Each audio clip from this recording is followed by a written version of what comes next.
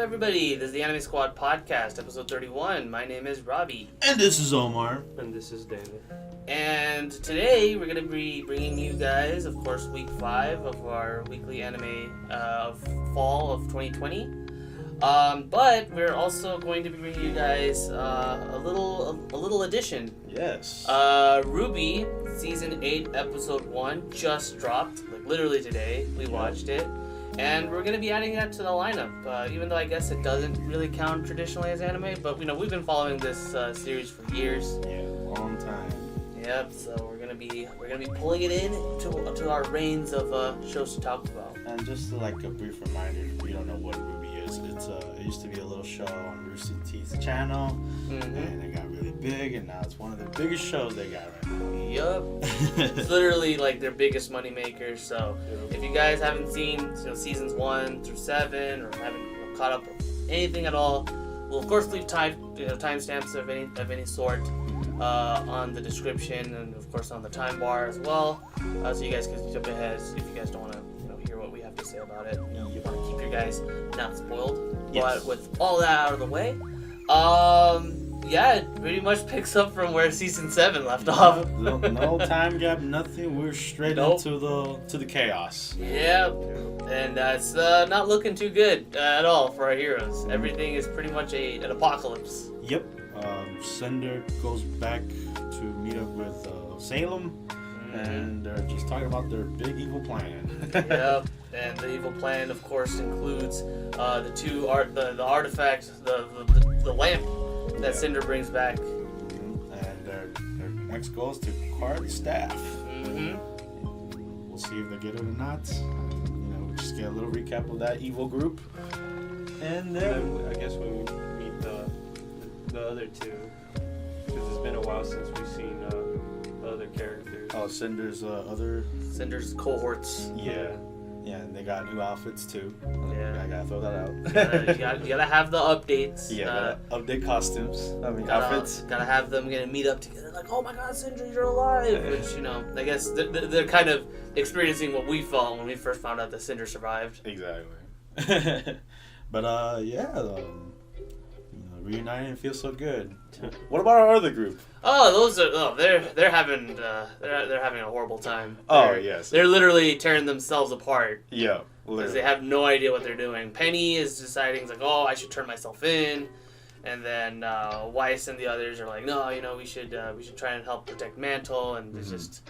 And then RWBY and Yang are having issues too. Yeah, they both have different disbeliefs. Yeah. On what to do in the situation they're in, because now they're fugitives. Yeah, and John is just trying to be the anchor to everybody. Yeah, he's trying to be the middle, trying to meet the middle. Yeah, but nobody else wants to meet. Yeah, but he sucks at it. So anyway. On Oscar too. Oh yeah, Oscar comes back. Yeah, because he fell from falling from last season, and talking about Ironwood, the one that shot him. Yes, and they basically just split up now since there's so many of them. They both go on their own road. Yeah, and Ironwood loses his mind as we cut to kind of what was going on in the aftermath of what happened over on their side. Yeah, the Ace Ops. They get to see their dead captain, all heartbroken. Winter's on the hospital bed, recovering. Yeah, she's not looking good either. And then Ironwood's just, he looks fine. Well, physically anyway. Yeah. I mean, he got a new arm. Yeah, he got a new arm, a new upgrade, and he seems in control, right? Yeah.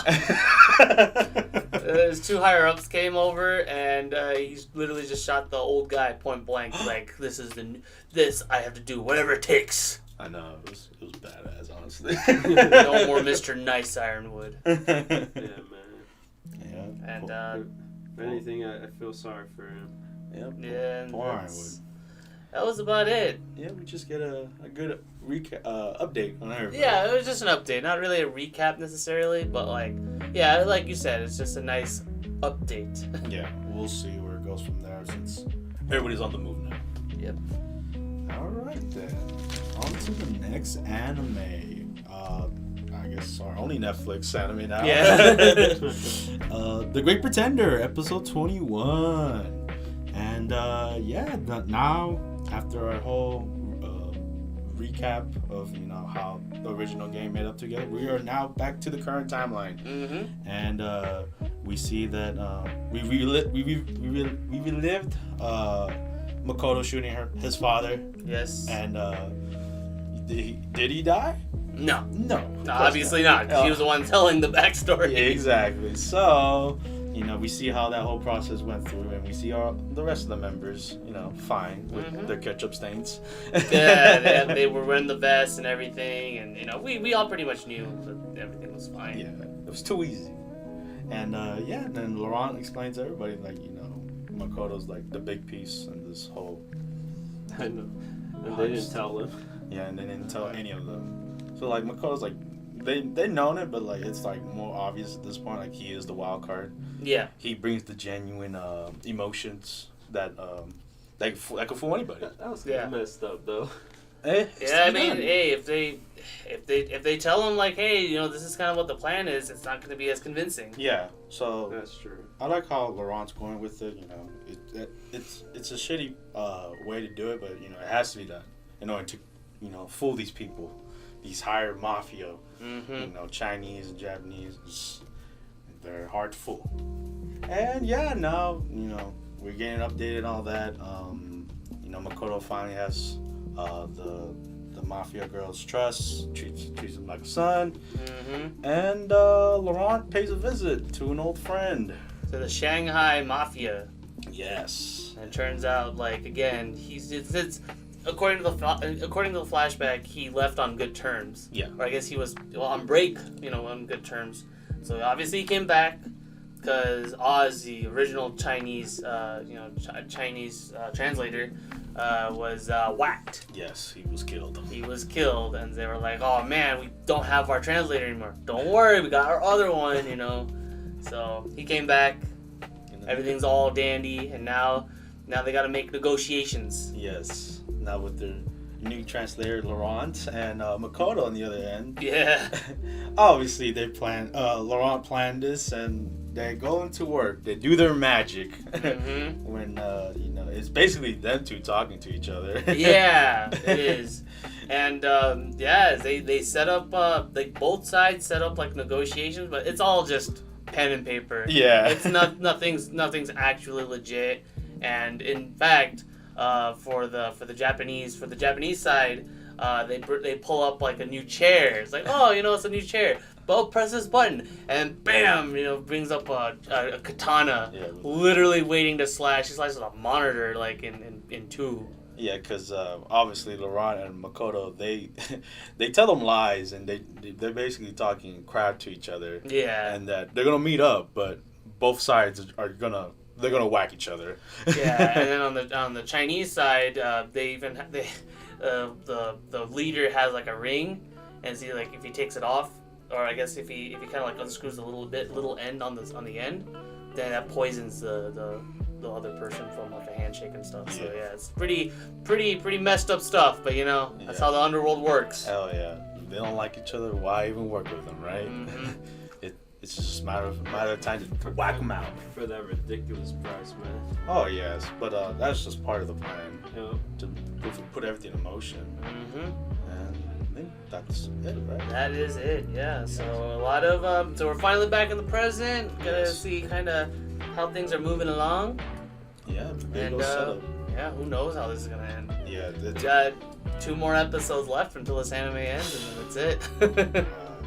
I can't wait to express how I feel about this show. Yeah, been with us for a long time. Yeah. Like we could actually watch it, but it's kind of like a journey with just watching it one episode. Yeah, it kind of feels like the other entries on the list. Really, it's like we've been watching all these shows and one at a time. So yeah, we're getting there. The journey's almost over. Alright, and now we move on to Fire Force Season 2, Episode 19. And this one was an interesting one. This one was a more Maki-focused episode. Yes. Our girl has not really gotten to be much, in the spotlight at all, really. She had to really share her screen time. So this one was more or less dedicated to her and kind of like the kind of giving us insight and backstory as to kind of like what she's about and everything. And yeah, it was really cool seeing her folks and everything. Like finally, you know, in person. Yeah, it's just funny to see their families, like, you know, they all, because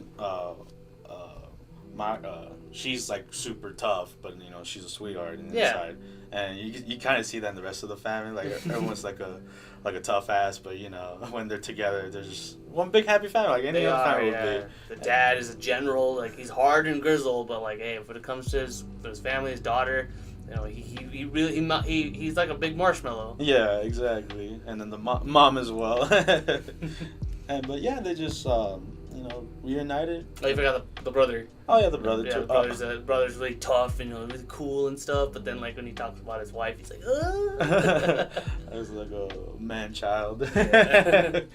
But yeah, speaking of the brother, we get to know what he does for a living, and we get to see because he asks her the questions like, "You've been to the Nether," which is kind of like, you know, the white-clad base of operations. Exactly, and he has a mission to go there as well. So him and another partner go down there to see what kind of illegal activities are going down there. They find a lab, a very creepy lab. The skull, like literally pickled in like a case. Yeah, the little pickle jar and stuff. Yeah, and they're just roaming around. They got something big, so they got to report back. And but someone's there, lurking in the dark. It's not Arrow. I thought it was. Thankfully, it wasn't. But it was a generic white-clad dude. Yeah, lackey. That kind of strapped himself in for a ride. If you catch my drift. Yeah. If you don't, the place explodes. Yeah. He wrapped himself in good old self-destruct jacket, bombs, all that stuff, and then kaboom! Yes. Out goes the secret base, and our Maki's brother is like not severely but heavily injured. Yeah, not dead though. Not dead, thankfully, and no permanent kind of like permanent damage or anything like that. But yeah, it's crazy, and obviously since the family heard of the news, that terrified her father, and you know now we have the big dilemma. It's like keep everyone safe. You know, it's not his fault. That's just a father thing to do, you know. It's a very natural thing to do, and then obviously, you know, he was concerned about his daughter, and because of this, one day, as Maki again returns back to the 8th and everything, Obi gets a letter. It's addressed to Maki, a direct order from General Oze himself, you know, Maki's dad, and is ordered to come back to the military. Yep. So she's not down for that. Nope. She's very, pissed. And understandably so, but unfortunately, orders are orders. Yep. If this was just Maki's dad, it's like, hey, your dad doesn't want you to be here. That's obviously, you can obviously say, okay, I don't have to listen to this, but no, her dad is legit like the leader of the military. Yeah, it's tough. It's tough to see because she loves being in the fire force. So seeing go through this, it sucks. Yeah. So now they're down one member. Yeah, they're down one member. She goes back to the military. She obviously, understandably, feels like this isn't the place for her or anything like that. But what can she do? And that's when our group catches wind of illegal activity going on, and they just said, Obi says, this is going to be our first mission without Maki. Yep. And that's how the episode ends. Yeah. I'm obviously, I like Maki a lot because she's like the tough girl. And she puts work. She puts work in this group. And it's just, hopefully she sneaks in and, helps her or something. But something, we'll see since now everyone's going down to the Nether in this joint operation. Yep, so we'll see what happens with that. Alright, on to the next anime. We have Adachi to Shimamura, episode 5. Our wholesome anime. Yeah. And very cute episode, I think, this week was. Oh, yeah. Very cute. It's just more, like, what more could you ask for, More wholesome, more wholesome kind of like if they, won't they, scenarios.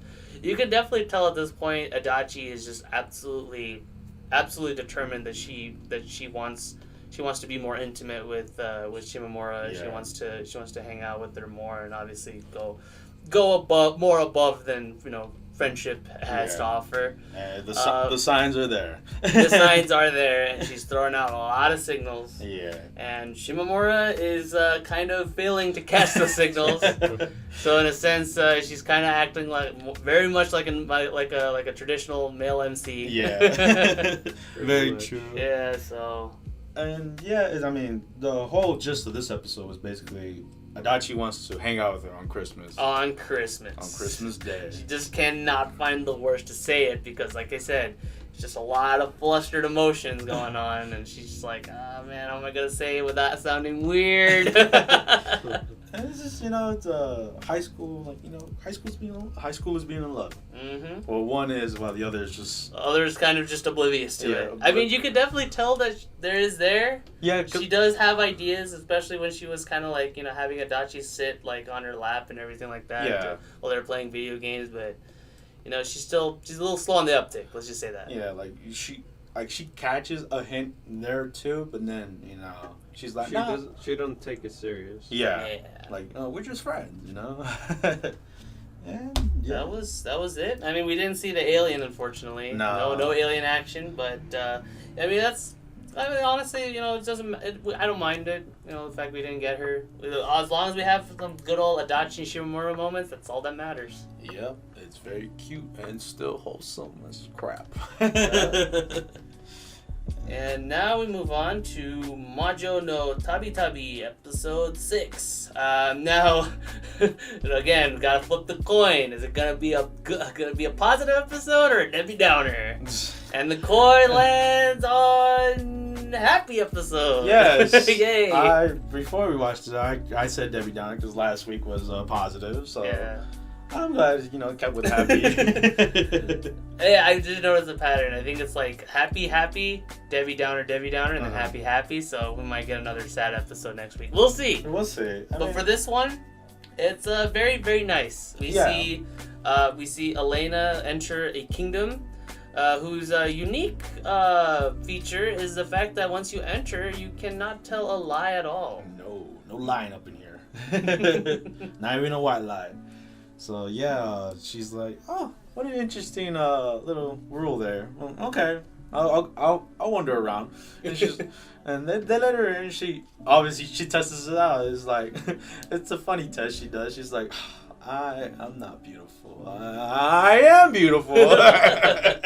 So the thing I got from this is that this whole episode is like the movie Yes Man featuring Jim Carrey. Oh yeah. But instead of it just affecting one person, it affects a whole population of people that is in one area. Yeah, it's pretty crazy. Yeah, and it's kind of creative too, because the way that the townspeople interact with each other is that they're not necessarily nicer to each other, but they found workarounds. Yeah. Of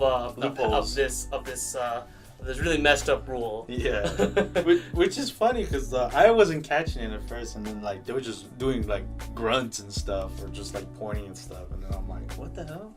Yeah. And then we stumble upon a random group where it's accepted in their social society is they could just bash at each other and just say mean. Just let it out, man. Yeah, let it out. It's so cool because I figured, because when we were first watching this, I thought that this whole rule was established for generations or whatever. I thought they were already used to it, but we later find out that apparently the kingdom's witch, the kingdom's court magician, actually casted a spell just 6 months before Elaina actually showed up.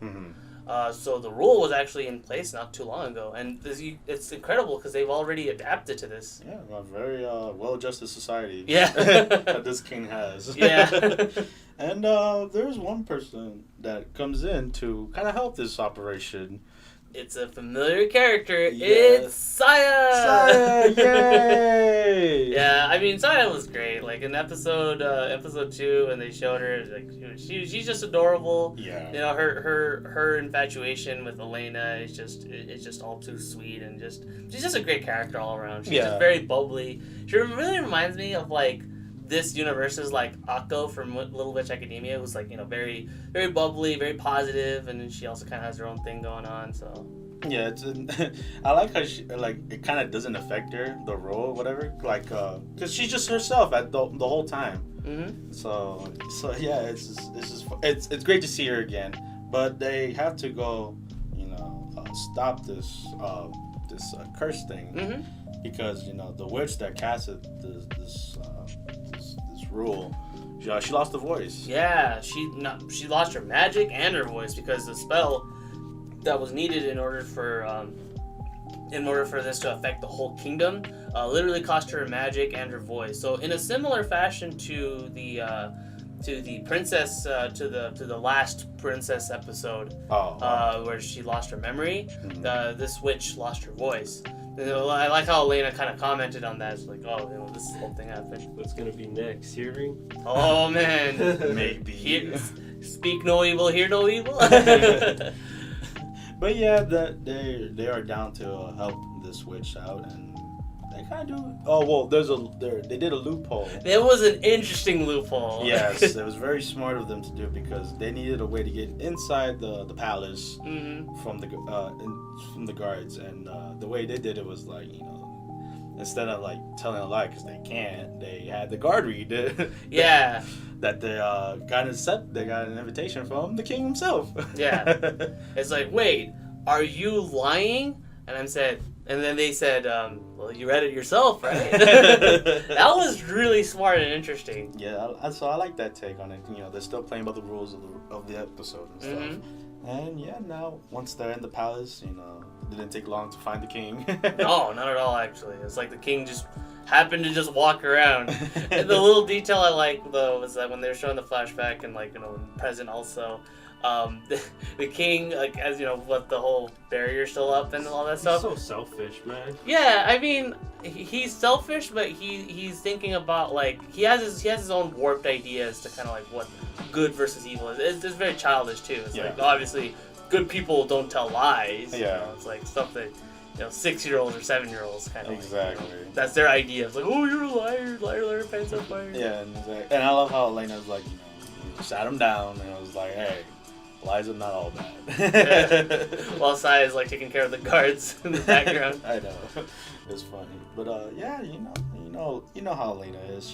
She does work. She does work. She sets up her broom right behind the king, and gives him a good old whack. And I like how she broke the sword that was actually, like, you know, holding the magic and everything together. She manifests a giant old hammer and literally just like boom destroys that stupid looking sword. Yeah. Just a cartoon looking hammer. Yeah. No, it's funny what the king says though. It's like, oh no, my stupid looking sword. Like, because he was like, it's constantly like, as soon as the barrier came up, like, he just stepped like just making fun of the sword. Yeah. Because that's, you know, he couldn't tell a lie. That's what he thought. And yeah, the witch gets her voice back, and you know the kingdom can now lie. Yeah. And everybody in the kingdom lived happily ever after. Yeah. Now that everyone can lie. Everybody can now lie. Yeah, and then Saya was able to kind of give her parting gift as well. She was like, oh, you know, it's great seeing you again. Yeah, it was cute. I have this nice amulet and stuff, you know, so we don't forget each other, and then hopefully when we get to meet again, I can show you my little sister too. So it's all around just a nice, happy, feely episode. Yes, most definitely. It's good tone to keep going. Mm-hmm. We'll see if they change it. I know, can't wait. And yes, up next we got Sigrdrifa, episode 6, and yes, the attack attacking the Mount Fuji pillar is on the go. It's massive. On the go, and it's a massive operation. They get more Valkyries on board. They get They got the old crew that Claudia was with and everything. They come over and yeah, it's just a big old operation. And Odin even appears like in person, just like he did in the first episode. Yep, exactly. And before they go off, I think the commander in charge of this operation gives them a great pep talk, motivational speech to the soldiers, you know, prepare them for battle and stuff.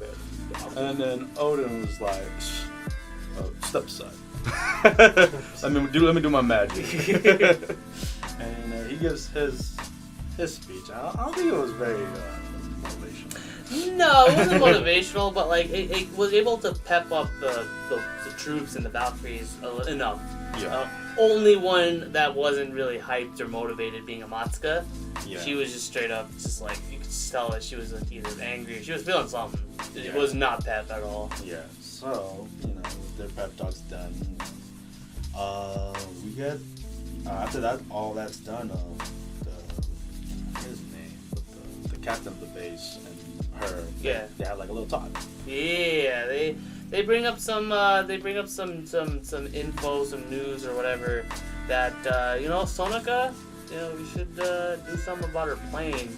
Unfortunately, Sonoka overheard the little tidbit and wasn't too thrilled or happy, and it brought back some bad memories. It's a flashback to her old crew From 2 years ago that unfortunately was literally cut in half, you know, in terms of numbers. Yeah. They had a nice, you know, 4-person team going, and unfortunately, Sonoka was not able to join them because Amatsuka did the same thing 2 years ago. Had to have her plane, you know, not work or anything like that, keep her grounded so she's safe. And the other 3 went off to battle, and unfortunately, only one made it back, and it was Amatsuka. Yeah. Luckily. Yeah, luckily. You know, I to my point of view, like I agree with her. Like, you know, she was the youngest Valkyrie in the group. I mean, she was only like what, 13? Yeah, I think from like the current group, she's still the youngest. Yeah, she is. So like, it's crazy to like, you know, have a young soldier, young Valkyrie to go into battle and expect to die and stuff like that. Right. Yeah. So, you know, she did it for her own good, including the captain of the base. Obviously, she's heartbroken. I can't believe they try to do this again, you know? Yeah, but thankfully, though, that wasn't the case. You know, obviously, since she overheard everything, she's going to go to battle no matter what. Hell yeah. They all mobilize, and they all head out to battle. They take out some goons here and there. And they even get to break through the actual defense, the fortress itself, or I guess, you know, the pillar itself. Yeah. And go into the core. Oh yeah! Did they win? No, let's get into that. So the inside of the pillar itself is a lot more spacious than it's supposed to be. Yeah, very spacious. Very spacious, yeah. And within it is a lot of mist, a lot of darkness, and a little bit of something else too that kind of is a bit horrifying. Yes, so when they get in there, I think it was just the Valkyries. Yeah, the Valkyries. No, it wasn't any of the other guys that came in. Yeah, the Valkyries went in there, and it had a creepy vibe of, like, you know, all the planes that have like crashed and died and stuff like that. Yeah, like all the, especially like all the named, like all the Valkyries, you know, planes. Yeah. In particular, yeah. It was like the previous battles they had. Yeah. Inside the pillars. It's it kind of gave me kind of like if you ever watch like a pirate movie or like a pirate like whatever, it kind of reminds me of like a ship graveyard. Yeah. Like, you know, where like the main crew, the main ship kind of like leads off into like a misty area and like all you see is just a bunch of pirate ships. Or what Omar doesn't like to compare a lot. You go ahead and say it. I want to hear it. Kingdom Hearts. Oh, with the Keyblade graveyard? Oh, the Keyblade graveyard, yeah. Oh, Nah, I kind of thought more so the pirates thing, because, you know, it's ships and planes. Yeah, but it's a graveyard which basically represents that it's the underworld. It kind of looks like. Yeah. And the big baddie in holding the fort of the underworld is a very surprised choice they picked. Thor, God of Thunder, baby. God of Thunder and Son of Odin. Which in this case, God of the Underworld. The irony here is that like earlier when Odin was making his speech and he ended the speech off, he kept talking about his daughters, the Valkyries, and I was like, he didn't mention his sons. And I'm like, doesn't Odin have a few sons here and there? One that's especially really well known. Yeah, and Robbie was right on his nose, because that's literally what happens. Thor shows up, and he's all green and zombified. And he's a giant, Yeah, so the Valkyries are in a big pickle. Yeah, so we'll see what happens with that one. Hopefully they come out okay, but it's not look like that. Yeah, so we'll see. And moving on to the next anime, we got I'm Standing on a Million Lives, episode 6. Yes. And we continue off from where we left off, where the group helps rescue a transport supply of slaves. Hell yeah. So that way they can be executed. Very, very noble task. Nice. And they just go with it. I guess the whole motif is that Yotsuya is thinking it's like, okay, we'll just help them out. We'll go over. We'll take them to where they need to go in the capital, and then we'll think about what we got to do. Yeah. As they kind of head off and kind of bunker down for the night to kind of rest up and everything, the heroes and the I guess the crew that's taking those slaves over, they have a chat. Started off pretty okay for now, but then Yuka didn't really use her brain too much. Yeah, because she took it too personally, and because and the backstory of this guy, this random guy, he explains that how he loves the king giving everyone slaves. Yeah, it's like that's what the king wants to do. It's like, people come back, war torn, morale's down. Yeah, everybody, they're not doing so good. Yes. So the king decides, everybody gets a slave. You get a slave. You get a slave. Yeah. Everybody gets a slave. Oprah Winfrey, those slaves. Yeah. It was just terrible. But yeah, Yuka hates that. She had to voice her opinion about it, which to a point she was going to get her head chopped off from this guy. The guy literally went up to the axe and said, "I don't care if you're the heroes, but you don't talk about the king like that." Yeah. How dare you? You can make fun of me. You can make fun of my kids. You can make fun of literally my god. If you make fun of my king, I take offense to that. You go down. You go down. And obviously our MC guy, he handles the situation, and they make it through the night. Yeah, they make it through the night, but some thoughts were going through the slave handler's head. They go in through what I guess is a shortcut.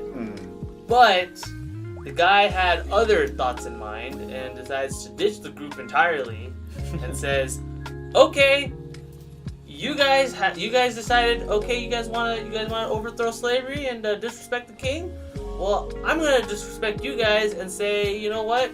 You guys can go off and die. That thing is going to take care of you. I'm going to just bounce and I don't want to see you guys ever again." How about that? Yeah, it was jacked up what he did. It was. But we get to see our heroes try to go through this Zelda dungeon. Yeah, I had on my notes called Fall Guys minigames. It was, honestly. I mean, they were basically Fall Guys stages, but I think the first I guess area kind of reminds me of the Great Bay Temple dungeon. Oh yeah. From Majora's Mask, Zelda. Yeah, so it kind of reminded me of that. Yeah, so. Just tasks that come in video games in general. Yeah, traps and stuff. But I don't know. When I saw the hammers, I was like, "Oh, Fall Guys."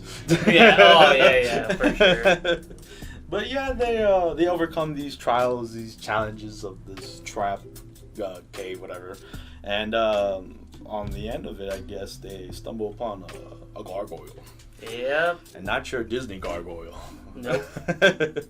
No Goliath over here. Nope, it's just the dual-wielding man-created gargoyle. Yep. Super scary, super terrifying. Thankfully, though, Yotsuya fell in a previous trap. Yes. So he's just kind of trapped there. Yeah. And so hopefully, if anything happens to our heroes, they'll keep responding. They don't have to worry about anything too much. It's just mostly Cavill and the others that, aren't really isekai'd at all. This is their home. Yeah, this is their world. And we'll see where it goes from there. Yep. For our heroes. And on to the next anime. We have a twofer for this one. Yay, we finally caught up to the current episode. Yes. We're not behind. So obviously, I hope you guys know what anime is The Day I Became a God. Yeah. Episode 4. So like I said, it's a double feature, and this episode 4 was it was a funny one. It was a great one. So it pretty much starts off and confusing too. Yeah. Oh, we'll get to that. Yeah, so it pretty much starts off with Yota being infatuated with one of the news ladies who's also happens to be a lawyer. Yes. Basically, she's a huge television and just celebrity personality, whatever you want to call it in general. She's really talented. She's really pretty. She's just everything that Yota just sees in an ideal woman. Yes. That's of course not somebody that he knows personally, like Izanami. But again, so he wants to do whatever he can to kind of get the opportunity to even meet her. Yeah, and Odin. And Odin has the brilliant idea. And I love these episodes too, by the way. It's where you get to see Odin just pull off her godliness of at least, even if she doesn't have powers, his physical kind of superpowers or anything, she can at the very least see the future and know exactly kind of what to do in any situation. So she was pretty much playing a game of mahjong on Yota's laptop. However, unbeknownst to Yota, the games that she were playing was actually an online tournament, an online preliminary tournament to basically get to the mahjong tournament that our girl is gonna be hosting. Yes, so our girl, our Odin, dream girl. Yeah, so Odin, again being the best wingman ever, hooks him up and stuff, and he's like, "Oh, I'm so excited! I have no idea how to play mahjong." Yeah, and and a little spoiler alert, we don't either. No, not a clue. So the whole entire second half of the episode just swoosh by our heads. It's pure mahjong action. And picture a Yu-Gi-Oh moment. Yes, when the epic moments they do, it looks cool. But when we're watching it, I don't know if he's making up these rules or these tiles actually have names. No, apparently the first big aha moment or whatever actually has him I guess making up a rule or whatever. Yeah. That's not active or whatever. Yeah. It was so weird. I was so lost, but I was enjoying myself though. I was enjoying myself the whole time watching it. I was infatuated of how much BS he's pulling off here. to the point in the end of the mahjong tournament, he pulls an impossible infinity combo. And all of this because of Odin. Everything that was told to him was through Odin. Yes, Odin was. So you just see Odin appear little tidbits of the episode, just explaining what the moves were. The rules of mahjong. Yeah. Just goes to show that Odin is indeed with us. Yes, most definitely, especially this one. The only thing that was pretty funny was the Uno. Oh, the Uno reference? Yeah. Two Uno. I think it helped that we understood that. Yes, we got that right away. I was like, ooh, I know Uno. But yeah, just to fast forward this episode, our main character wins, and Yota wins, and gets to impress the girl, cause oh boy, she was just following him left and right, frothing to the mouth. Yeah, she was so infatuated with him. She invites him over to her room to see this infinite combo again live in action. Seducing our character, but our man's loyal. Our man has his heart in another place, and he obviously cannot accept her request, and she was dumbfounded. She was like, "What? You rejected me?" Well, let's just say that she did not take the rejection too well. No. She literally has one of her bodyguards try to, I guess, arrest him? Or beat him? Take him out of the premise. I don't know. I feel like he was going to capture. He's going to leave anyway. Yeah. He had to, like, rip off one of his dad's expensive sleeves. Suit sleeves. Yeah, and I guess he was going to capture him and then force him to be in the room. But yeah, nonetheless, he get the hell out of Dodge, out of that place. And that was basically it. He got to do what he wanted to do. He was able to meet his dream girl. Yeah, it took a couple days out of the doomsday clock.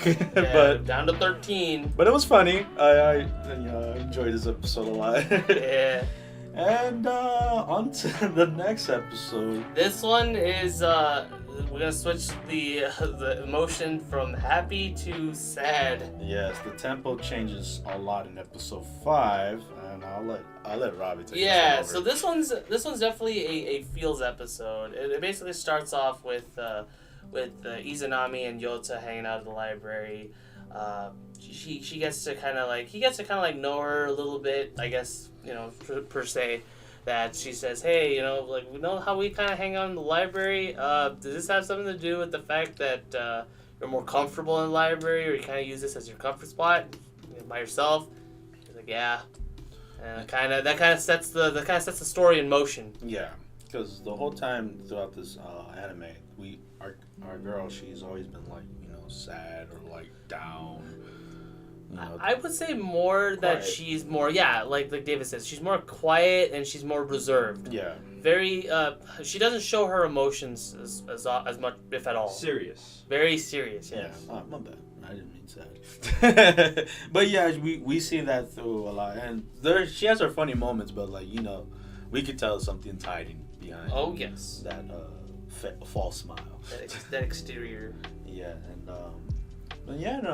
our guy and Odin, they crack on the case and be like, yo, what the hell? They pay the Izanami house a visit while she is gone and away, to try to get something off her dad. Yeah, and try to get the dad out of the house too. Oh yeah, because apparently, dad is a little bit of a neat. Yes, because he don't leave the house much. Nope. The reason why is his mom, the wife, his wife. The wife died. Wife passed away. 10 years. 10 years ago, and he still hasn't left the house. Yep. It's crazy, and he works from home, so income comes in, but it's just it's a heartbreak that most people would say like it's understandable. Yeah. But not that long. So our character he kind of tricks him. He's like, hey, after a few attempts. Yes, after a few failed attempts. And he finally convinces him to get out the house, to help buy a present for his daughter. Mm-hmm. And he was like, dumbfounded, like on the new stuff, around the world now. Yeah, because apparently we find out that he has left the house a few times, but the most that his dad, that Izanami's dad goes to is a convenience store from time to time. That's it. Yeah. So like when he passes, like I guess they're in the mall, and like there's a bunch of food restaurants, and it just craves him. It's like, ooh, this one has like this white curry. Yeah. Oh my god, let's go for white curry. Yeah. Oh my god, this and it was a lot of cheese. There's a lot of cheese. Like that's the one key ingredient in all these meals. Yeah, that he loved cheese. He loves cheese, and on the final one, he's like, okay, let me get. It was pretty funny though. Yeah, it was funny with Odin. And she was like, "Yo, what's your problem? I like this idea. Let's keep on eating." Yeah, it was working really well, but like Yota's like, "Come on, we're not here for food. We're here to get some info out. Come on." Yeah, here to buy a present. Which they get to it, but he asks that a question like, hey, how long has it been, or like, I forget how the question goes or something. Like, I'm blanking out here. No, it was more so that he wanted to know. It's like, so have you guys regarding his mom? Because Yota knows her mom. Like he knows he knows Izanami's mom because they were childhood friends. Yeah, they were young, and he knew that like, hey, Izanami, she was more bubbly, she was more lively, and then after she passed away, she was very reserved, and she wants to know like, hey, kind of how's she dealing with the pain of losing her mom and stuff. And through those conversations, that's when Izanami's dad, was able to say she left behind messages, and unfortunately, I've not yet shown her those messages.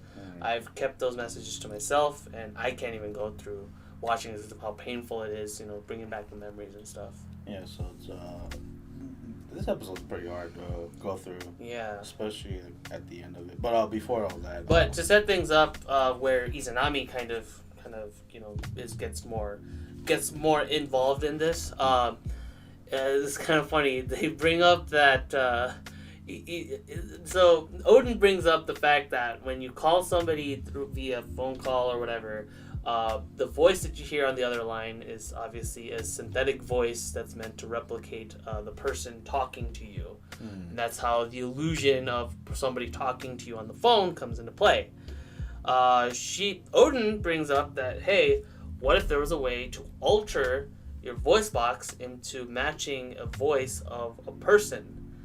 So she brings up, do you have any videos of her mom at all? Like when you were around. She's like, oh yeah, there was the birthday party, the last birthday party that or like not the birthday party, it was the last picnic that we went to. When mom was there. It's like, okay, perfect. I got the voice down.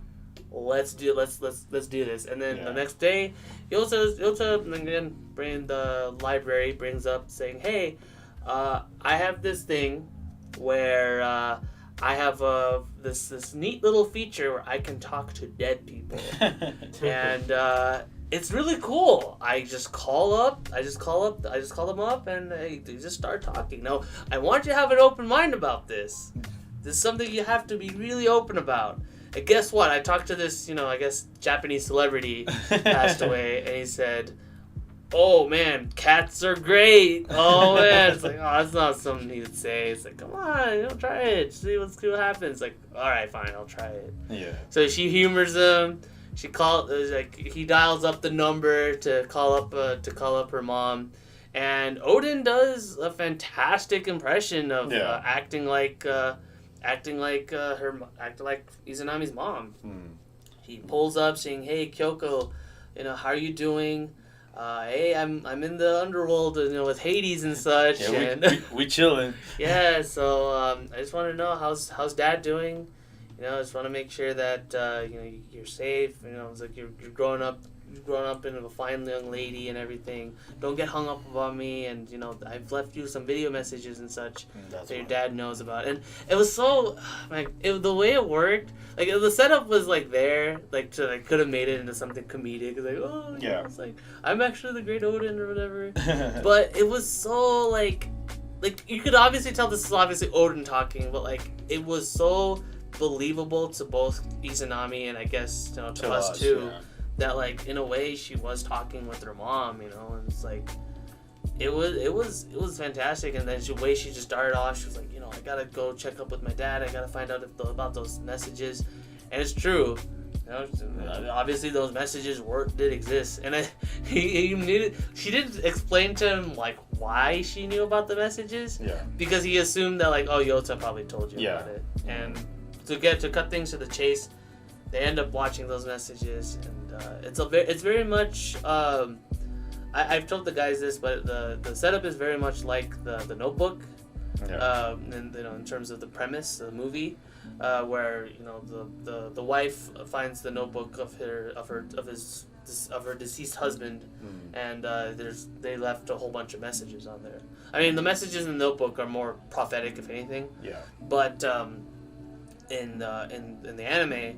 It's just birthday messages that Izanami's mom recorded before she passed away, celebrating each birthday from 7 years old all the way to 18 years old, and everything. And then she just stops at 18 and she says, "Hey, I'm trying to cook up a magic spell to try and get you guys to just forget about me. You guys gotta move on." Before that, the dad stops it because he didn't want to continue it. Yeah, it was tough for him to finish because the It was the last video, and yeah, and like Robbie said, she makes a magic spell, and just to take the pain go away, she casts the spells on her, and poof.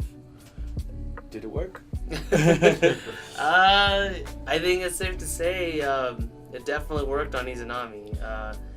She took that to heart, and then she just says, yeah, why are we living like this? Before Mom died, I wasn't always like this. I was able to kind of like live on, and she's doing this for us.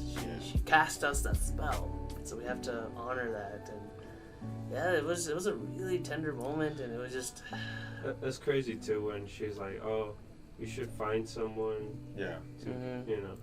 To be happy. To be happy and stuff. Yeah, continue with your life. Continue with your life. And yeah, man, this episode was tough. Like compared to the Manjan episode to this. Well, compared to most of the episodes. Yeah, in general. This one, let's just say that this one, it really proves the fact that the creator of, the director of this anime still got it. Yeah. He could still pull off those emotional scenes really, really well. Yeah, and there was a lot of onions cutting in the room that moment. So. Yeah. A beautiful episode, honestly. Izanami, yeah, Izanami even comes back to meet up with Ryota and explain to her, like, I'm thank you so much. You've literally pulled me away from that from my life. You literally you were able to help me come to terms with the loss that I've had and everything. And with that moment. Ryota had his opportunity. Yes, he did. Yes, he freaking did. Because she asked for, like, you could ask me anything. Yeah. Ask me one thing. I'm literally like a genie. Just ask me anything. My man doesn't pull through. Oh, why? It's still a matter of him just kind of pussyfooting around. And Odin even gets upset, obviously. But. In the recesses of Odin's mind, she's a little bit relieved. Yeah. In a sense. Maybe because she felt it. I think earlier. You could definitely sense inklings of the fact that Odin is developing a crush for Ryota. Yeah. So I like more feelings. Yeah. Yeah. So that was an interesting hint to forward on. But 11 days is left. Yes. So who knows kind of where this goes, if this end of the world thing happens at all. Let's have to wait and see. Whew. Tough one to swallow, that one. Yeah, Let's change the tempo here. With on to the next anime, Taisō-Zamurai. Taisō-Zamurai. Episode 5, and the competition is here for the Japan Nationals, I think. Yeah, the NHK it's called, the NHK competition, where Tetsuo, our resident bad boy, doesn't care about anything. Challenges Jotaro to well, I guess at first he wanted to dethrone Jotaro and just say you better quit gymnastics, period. And now he just doesn't care. He doesn't even Jotaro's not even on the map. No, he is. He kept looking at him. But I mean, competitionally speaking, he doesn't say, "Oh, I'm gonna crush Jotaro specifically." He's doing him. He's doing his own thing. He's kind of in his own world. He doesn't care about anything. And the competition comes by, and you see a whole bunch of just crazy good gymnastics going around all around. Mostly all 2D. Animation is beautiful to see them do the flips and dips and try to land perfectly. Some of them do marvelous, and others do okay. Yeah. And then amongst the cream of the crop, we also get to see Tetsuo do his thing, and it is gorgeous. It's just beautiful to look at. He aces every single maneuver that he does with pure precision and grace. But of course, out of all of these performances and everything, there was of course one character that we don't get to see perform at all. Even we kind of joked around, like, "Oh yeah, this is great." That was Jotaro. Yeah, we see no Jotaro action, man. No, not at all. to be like dumbfounded, like, well, what the hell? I guess it was just not worth watching, I guess. Yeah. For whatever reason. And yeah, no, throughout the whole competition, he just skims by. He's like, one moment he's in 15th place, and he's like, he doesn't place like top 3, but like he was still competent. Yeah. But we don't know as to like how so or anything like that. But you just kind of have to. But at least he's not serious, or he's. No, that's the important thing. Yeah. Yeah. He's taking this with stride, and more so with like, I'm doing this not for being number 1, but I'm doing this for the art of gymnastics. I'm doing this for my daughter. I'm doing this for my family in general. Yeah. Like, he's just doing this. He's doing this for the love of the sport, not because of, I have to be on top. I have to, do this. I have to push myself to the limit. It's not. Yeah. That was his downfall. That was the reason why he injured himself and why he's forced to go into early retirement. Yeah, now that you say it like that, I guess I kind of see the direction this episode wanted to go. They want us to see the competition, the anticipation of being number 1. But Jotaro's not a part of that. Yeah. He's just in it just to be in it. Yeah, and now that the rest were serious. Yeah, the rest of the competitors were all serious as well. The number 1 was the place to be. Yeah. But not for Jotaro. Jotaro had a smile, and he was just enjoying himself. And I'm glad you brought it up.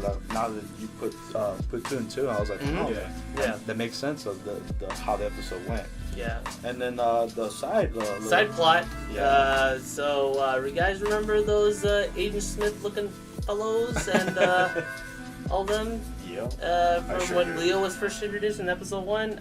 Guess what? They're back, baby. Yeah. And they're not gonna leave Leo behind, because hey, guess what? They were able to pinpoint from a few newspaper clippings that hey, Leo is tucked away in this little gymnastics thing going on. Who's that random ninja in the background?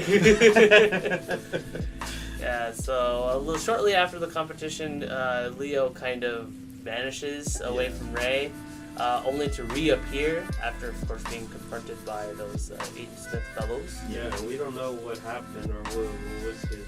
We just have to accept that, I guess, from what we know, kind of what we can, I guess, speculate that they probably made a deal. It's like, okay, you gotta come with us, or whatever. And everything was good for now. He's like, okay, Rachel, I just used my secret ninja technique to vanish. And then the night of, when everybody was asleep, he just goes away. He left. He left a note. He left, and he left a note saying that I am going to do my secret ninja training. I'm going on a journey. Yeah. And that was it. So who knows kind of what's going to happen in the next episode. I mean, obviously I feel like we're going to be seeing Leo again. Yeah. We're going to find out more context, and so kind of who these FBI agents are. There's going to be another tournament, right? Oh, yeah. Yeah, they did announce that there's going to be another tournament, and this time it's going to be an international tournament. Yeah. Where a Chinese fellow is actually number 1. And apparently even better than Tetsuo was. What? Yeah. So someone better than him? Somebody better than him. So that's crazy. It's a really big deal. So. But it lands on a day. Oh yes. Oh, that day is very important. It's actually July 1st to the 6th, which unfortunately the 5th is actually Rei's birthday. What is our man gonna do? What is gonna happen? Who knows? And we'll find out. Yes. Off of the cliffhanger. Now we move on to our next anime, Talentless Nana, episode 5.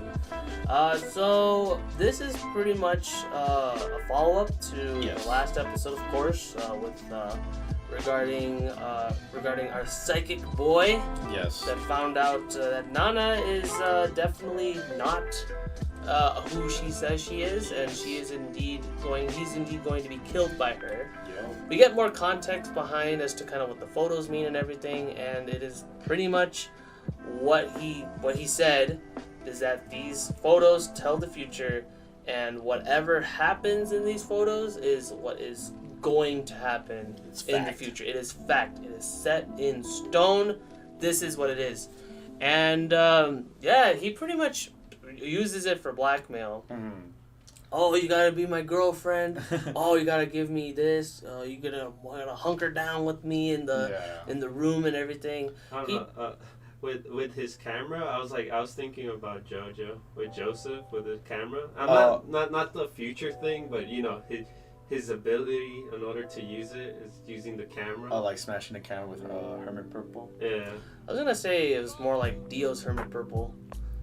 Dio was able to, not break a camera and just kind of like gently tap it and then find out where the Joe stars were. Yeah. Fun fact, that never ever got brought up ever again. As to why Dio has, again, it's a little sidetrack here. Oh, yeah. But why Dio has a Hermit Purple-like ability when his actual stand is the world. And the reason why is because apparently originally Araki wanted Dio to have a stand that had 21 different abilities. Nice. Wow. That is supposed to represent each tarot card. So it's supposed to have Hermit Purple, it's supposed to have Magician's Red, it's supposed to have Emerald, Hierophant Green, all of that. He's like the character the fighting character that can do everything. He was supposed to represent the world, and that's the reason why the world was supposed to be all-encompassing as far as abilities and movesets are concerned. But anyway, sorry. I got a little off track there. Yeah. Anyway, back to Talentless Nana. So he blackmails her for his own personal gain. He doesn't. Again, I've called this on the last episode. This guy's not really all that bright. Yeah. And it kind of shows. His abilities is pretty much what's carrying him most of the time throughout this episode.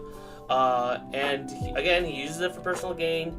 He doesn't, like, a normal person say, hey, we have a traitor among us, and she's trying to kill us because we're apparently deemed the enemy of humanity or anything like that. I mean, he doesn't know all the details, but at the very least, he should have at least told the others about it. He should have told somebody, but he didn't. He wanted to keep everything to himself, and that's what eventually led to his downfall. But regarding what David said, his ability is, of course, being able to see the future, and the way he does it is that each night before as he goes to bed, he places his hand on the digital camera that's right above his bedside, and it automatically takes 5 pictures each night. Yep. And these pictures are meant to tell a particular future. Could be anything random. Yeah.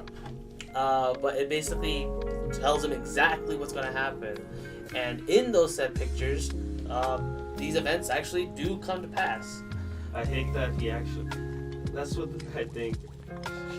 People should not explain their abilities. Yeah. It's honestly kind of the reason why. I mean, the thing is that like the first two victims of hers, that like those make sense because they thought that they thought she was an ally. But this guy knew. He knew he knew right from the start that she was gonna kill him. Like, it wasn't a matter of her being able to like kind of explain her way out of it. It was gonna happen regardless, and he knew. Yeah. So he didn't do anything about it. But I think his confidence he was cocky. Yeah, absolutely. He was super cocky. He even explained it in the last episode himself. That like he was originally a nerd, and in order to kind of get over that side of his, he decided to be more punk and cool and all that stuff. Anyway, so moving on, Nana, while he's sleeping, decides to set up a picture of herself, and I'm saying because the camera itself, it's just regular digital camera. Yeah, right. It's just a regular Polaroid camera. So she takes a picture. She set herself up as a victim of the killing, so kind of like detract her being the possibility of being the killer. Because we don't see it till later on. Yeah, and she was able to exploit a weakness of his that the dude can't tell as to what counts as a legit future photo or what is just a regular photo. Because again, the camera itself is just a regular camera. Yeah, so that's what Nana uses to her advantage. Yeah. Basically to trick him into thinking that picture that she took is the future. Mm-hmm.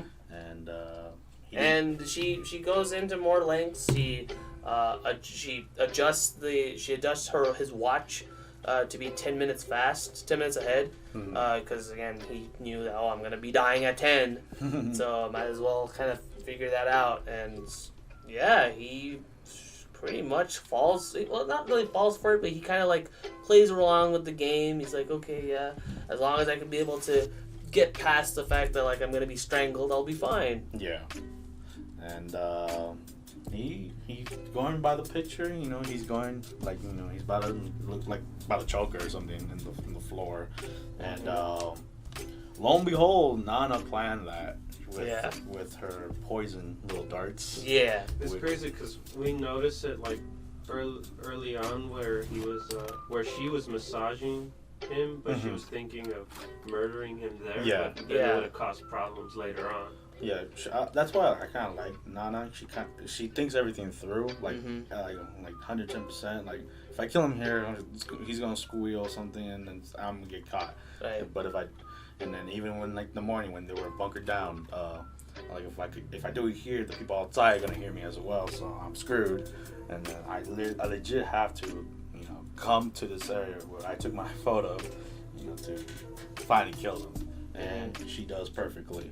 But the guy did take 5 photos. She took one off to put hers in, and we didn't get to see what the last photo was. She did the switcheroo. We didn't see the last photo until it happened, which, lo and behold, she did kill them, but someone comes in. Yeah, and she notices that it was actually Michiru and Kyoya that come in. Yeah. And obviously she has to make up a story. She says, hey, there's something wrong that happened with him, and basically make up whatever she can in order to get herself out of the situation, however much she can. And Kyoya was obviously not convinced. This is, again, yet another murder in which Nana is involved in. She's literally right next to it. Literally right next to the corpse. And yeah, so on Kyoya's side, she and him and Michiru were able to kind of reverse engineer, like them being able to figure out kind of what was going on with him. The psychic dude was able to say, "Oh, I was actually Nana's my girlfriend, guys." Oh. So because of the fact that they were kind of like, they were suspicious of the whole act, they decided, okay, let's just go over there. I have a feeling that might be where we're gonna see. Oh, actually, no. He was actually able to get a hold of one of the pictures, and and Kyoya was able to figure out that, like, okay, he's able to tell the future. The picture that he had was, of course, taken in the school shed. Yeah. So that kind of threw him off of a loop because he thought that it was gonna be Nana in trouble. Mm-hmm. So he came in with Michiru to the shed to figure out what actually happened. And it turns out it wasn't her that died; it was the psychic that died. Yeah, and that she gets out of there squawk-free, But she remembers, like, how did he get that photo? How did he get that piece of the puzzle? So she goes back into the guy's room to recover all the evidence and stuff. To figure out how he was even poisoned in the first place, because again, they were able to figure out that he died through poison and all that. Yeah. And they came into the conclusions like, wait a minute. So that photo had a double loop. Why would the killer want to secure a double loop to kill you when all you need to do is kill a person with one loop? Oh, suspicious. Yeah, so he has those ideas, and then he realized that he was thinking like over a bunch of stuff, like ways that it could be her. Like he was checking for the medicine. He was checking for several stuff. And he also has a very interesting hypothesis that, wait a minute, that hunch. What if this is actually you taking that picture and you just setting him up? Nah. So, but the real kicker to this episode was the fact that there was only 4 photos and there was no 5th photo. Where could that 5th photo have gone? Turns out that the corpse actually still had a photo, and Michiru, as she's using her healing ability to try and, quote unquote save him. Yeah. She happens to find that photo, Uh-oh. And the photo was, of course, the one where Nana pushed Nanao off a cliff. And she saw something she wasn't supposed to. And Nana finds out, and things aren't looking good for Michiru, and that's where it ends. A cliffhanger. So yeah, this is kind of obviously we've already established. It's very much a slasher kind of scenario where it's of course the slasher is the protagonist. Yeah. And yeah, we'll see where it goes from there. And it's very interesting. It keeps me on my toes to see what happens next. And on to the next anime. On to Dragon Quest Dai episode 6. And I am sorry, David. Oh no! But unfortunately, literally at the beginning of the episode, Dai leaves the island. Dai leaves the island. And he was originally supposed to set off by himself. Of course, not to disturb Pop. Going through what he did, witnessing his master, commit the ultimate sacrifice, and saving everybody and sacrificing his life. Pop, despite all that, as Dai was about to sail away and everything, Pop was able to jump in and join the group. He's like, join the team. You're not leaving me in this island. I'm coming with you. So Dai and Pop are off on their grand adventure. Yes. We got cut right away to the island. Yeah.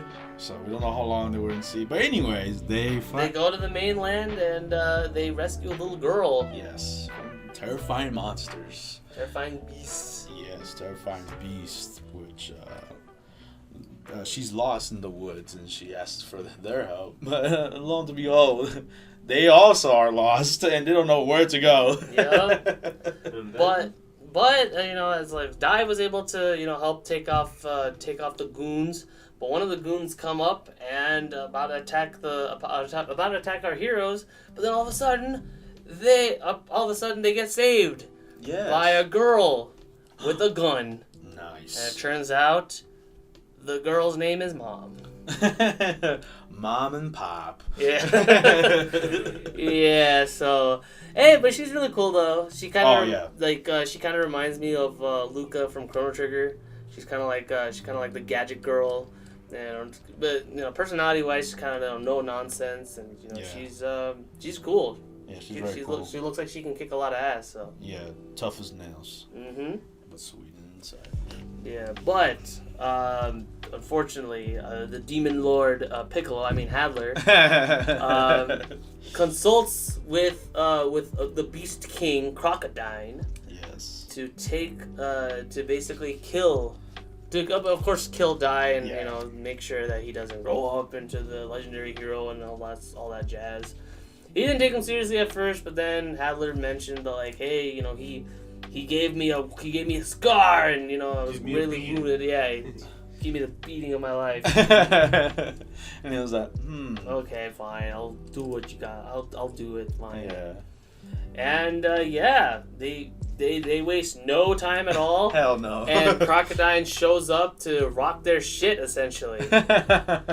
Yeah, man, this Crocodile character is just going ham. And info dumping. Yes. Really info dumping on all of us. This exposition hell right here. Yeah, giving us the whole gist of how the demon lord all that works. How you got the 6 kingdoms. You got the ghosts. You got you got the darkness. You got undead. You got the dragons, the vampires. Yeah. And then you got me, the king of the animals. Which, when I heard that, I was like, man, you're like the weakest one, man.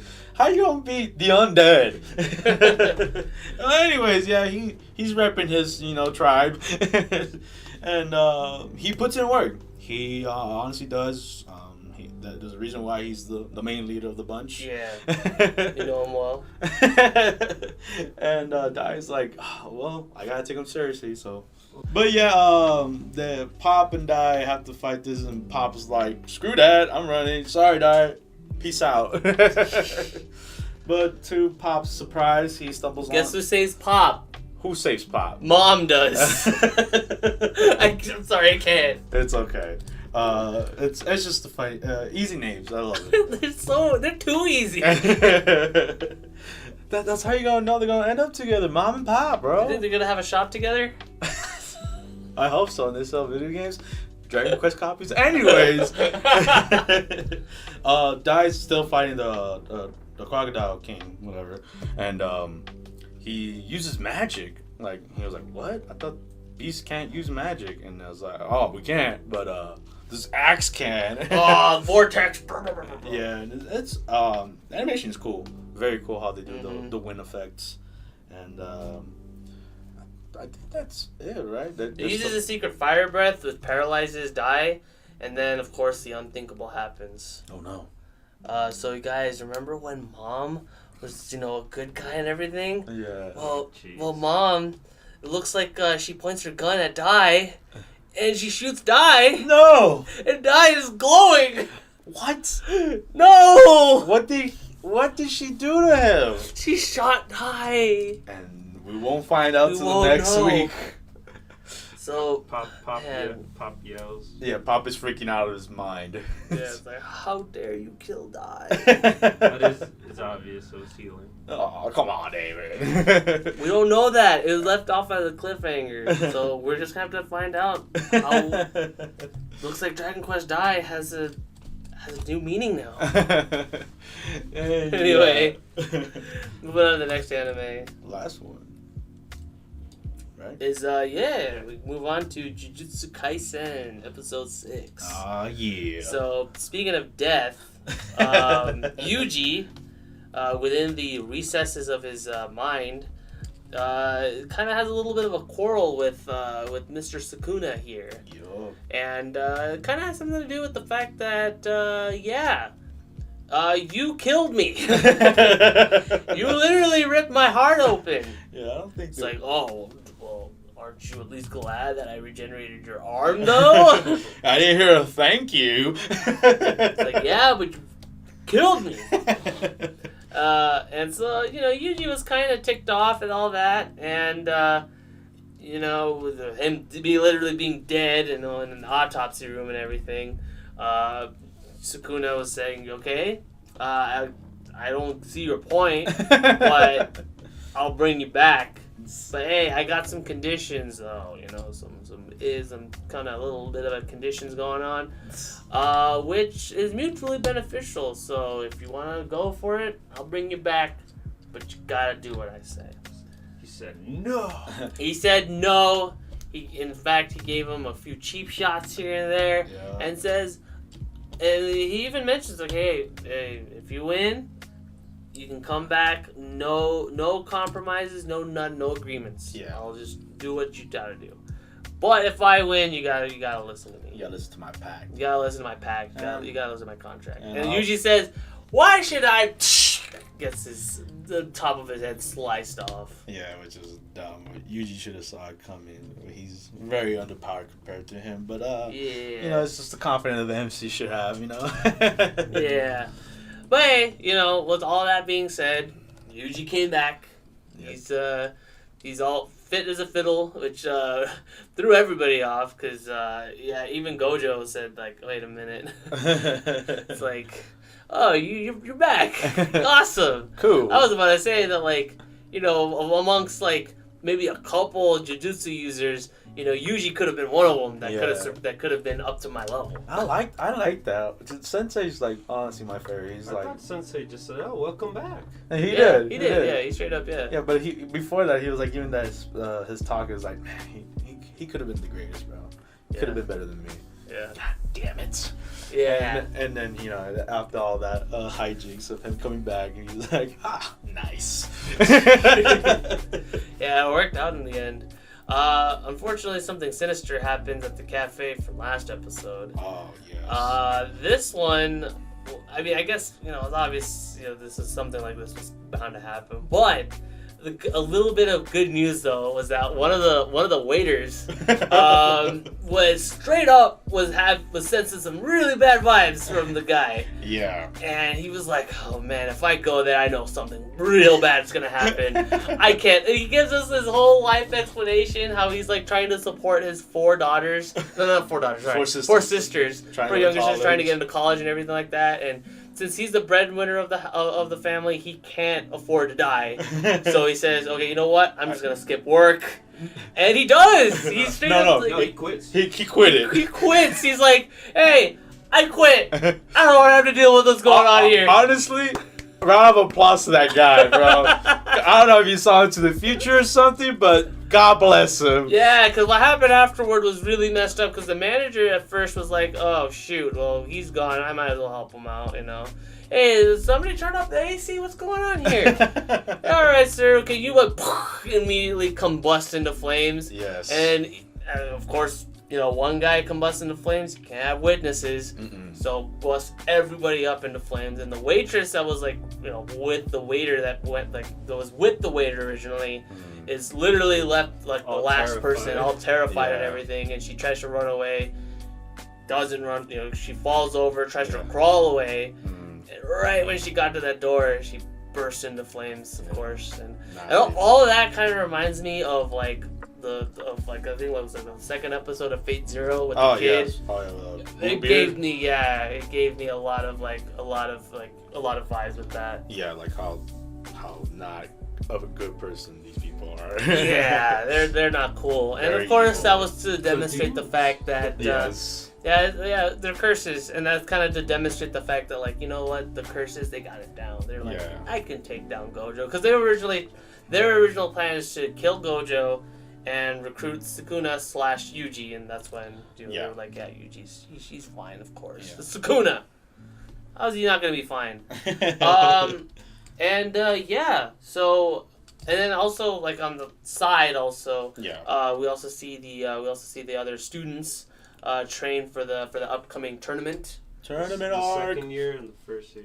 Yeah, second years and the first years, and then and with that, Fushiguro also realizes that, wait a minute, Sukuna mentions that, like, you know, it's a shame, like, you know, we got a lot of potential going on here. Yeah. And he kind of put that two together, like, wait, is he talking about the fact that I can be able to possibly take down, you know, special grade curses? And he just kind of decides, okay, I'm gonna put my hand through the floor, and it's like, oh, yeah, I can phase through. All right, put me in, coach. I'm a train. Which is an interesting ability. I wonder if it's gonna be like Vermilion. No, I mean. Oh, a million from My Hero. Oh. Yeah, where you can like phase through walls and stuff. Yeah. Oh, that's a good comparison. Yeah. But yeah, we'll see how he uses that ability to his advantage now, if he can master it, you know. And then of course right before Gojo heads out, he gives Yuji some training regimen to kind of help him hone his jujutsu skills. Yes. And his very first piece of training. Watch these movies, and this curse doll is gonna be there with you, and you have to maintain a certain level of aura, I guess. Yeah, because he can't do technical curse. Yeah, he can't do any kind of like technical curses. Curse, right? Yeah, technical and just raw energy. Yeah, he couldn't do either or. He can't do either or because he doesn't have any kind of basic training at all. You have to be born with it. Yeah, you're born with it. And he was so upset. And I love when he's like down and mopey. Callbacks. The references he's making. He's like, oh man, I can't do a Rasengan now. I can't do a Rasengan. I don't have a Bankai. I don't have the Kamehameha or the Dodon Ray. I was actually surprised you brought up the Dodon Ray. I've given my boy Tien the respect he deserves. So I love the references that this anime just brings up. Like last week was the Smash Bros. Yeah, that was cool. But yeah, and not only just any movies. These are bad movies. These are bottom of the crop. Bad. No, he says it's between masterpieces and C tier movies. Oh, okay. It's like basically just a general set of movies. You gotta watch all the movies, but you're gonna have this little punch dude with you. This corpse, basically what Yaga made from the first introduction episode and all that. And if you can be able to watch all these movies and stuff, then you're pretty much set. You gotta make sure that this guy doesn't wake up at all. Yeah. So if he does, he's gonna clock you in the face. It's just funny. It's just another funny little doll. Yeah, so that was really hilarious. And then of course, after Gojo kind of gives him his tasks and everything like that, he sits in the car. You know, they drive back to Jujutsu Tech. But he senses that he's being followed, and so he tells the drivers, like, okay, just go on without me. Just get. I love the driver too. He's like, just a test. Like, I'll be fine, dude. Let's just get back in the car. And he's like, no, you're good. I'm being serious. Get out of here. I was like, all right. And then that's when our damn evil curse comes in. The curse that burned all those restaurant patrons, you know, to the crisp. So every time I look at the guy, it's like he has that he has the long. He has a volcano head. Yeah. It reminds me of SpongeBob. Oh, Squidward. Krakatoa! Yeah, that's very true. I was just thinking of that too right now. Yeah. That was funny. And that's how that's how the episode ends. Again, really suspenseful. It really shows just how brutal these curses are. Yeah. And our boy Yuji's back, and he's training. He's training up a storm. So. Did not take long. Nope. And yeah, so again, real excited to see kind of what happens. And with that, that's the end of our anime. Now on to news. Video game news. PS5 launch day is not really a launch day. If you haven't ordered a PS5, well, you're not getting it. They have limited to only online orders. So if you can be able to get an online order in, then you got yourself a more PS5. power to you. Yeah. Otherwise, which unfortunately we know how the internet goes, and these scalpers have these machines set up just to whenever it's ready, they have to click away. Yes. And it sucks. So if you haven't pre-ordered your PS5 yet, then you probably have to wait a couple months or something. Yeah. So sadly, that kind of goes the same for us too. Yeah. We don't have any pre-orders of any kind in, so we're gonna be waiting like you guys. Yeah, it does suck. We won't be there in the hype, but and the bright side of it, we'll see if there'll be any technical difficulties with these consoles. Yeah, usually launches are rocky as it is, so yeah, we'll see if there's no technical difficulties with the PS5 or the Xbox Series X. Yep. And with that, we'll move on to the next gaming news we have is Tekken 7. Tekken 7 has they have their Season 4 DLC coming out November 10th. With the introduction of Kunimitsu, an old fan favorite of the ninja girl. She's basically the female equivalent of Yoshimitsu. Yes, and she looks very cool. Doing ninja moves, and the combos look sick. We do want to mention that this is technically a new character and returning character, because this is not the original Kunimitsu from Tekken Tag or Tekken 1 and 2. Yes. This is Kunimitsu's daughter. Yeah. I don't know if we elaborated on that the first time. No, we didn't. Yeah, Kunimitsu. This is Kunimitsu's 2 technically. Yeah. The daughter of the original Kunimitsu. But she holds the family lineage. For a little lore for you guys. Yeah. But yeah, she looks dope, and not only with that, there's a bunch of upgrades to Tekken 7 itself. New UI, rollback netcode, baby. Rollback netcode. So I can't wait to get my hands hop back on it, because Tekken 7 online is forgive me for saying this ass. Yeah. I think the interesting about the new update is the big thing obviously is rollback netcode, but the second thing that I didn't really expect was the Wi-Fi. The fact that you can actually see who's using Wi-Fi. Yeah. That's really cool, because you get to immediately just kind of filter out. It's like, okay, I don't want to have to deal with people playing Wi-Fi. I can immediately just go playing clan on whoever I'm fighting. Yeah, exactly. And of course, rollback netcode. That's pretty much a recipe of having almost pretty much perfect games. Yeah. Exactly. Perfect online games. I've seen no downsides to this whatsoever. So this is something that I hope more fighting game companies adopt, and we just see more of. Yeah, I'm looking at you, Guilty Gear Strive, because they done it with the old one, not Rexarch, but Accent, right? yes. Yeah, Accent. Yeah. Because I actually have a couple of friends that play overseas and stuff, and they've been super on those games. Yeah, because of the fact of the rollback netcodes. And it looks fantastic. Yeah. Just watching it. Also with the update, every character in the Tekken roster have new moves. So if you think you master your character, well, you're gonna have to go back in the lab, find these, see if these new moves work out or not. Cool. Yeah, very cool. They've been supporting Tekken 7 for I think 3 or 4 years. It's been a solid 3 years, since 2017, I think. Yeah. And it's still strong. I mean, put up a date in case it isn't. But yeah, still strong game. Every time I hop back on it, it's just like being a kid again, just playing Tekken with my cousins and stuff. It's just a great time, man. And I'm looking forward to the new DLC. See how she plays. And then last but not least, we have anime news in a sense. Sony almost buys Crunchyroll. As you guys probably know, AT&T was originally in charge of Crunchyroll. They were the I guess the fathers, the parent company behind it, and they're giving it away. They'll not giving it away, but they're trying to sell it. Yeah, they're trying to sell it because AT&T's not looking too good on certain terms of their company status. So they're trying to recoup some damages.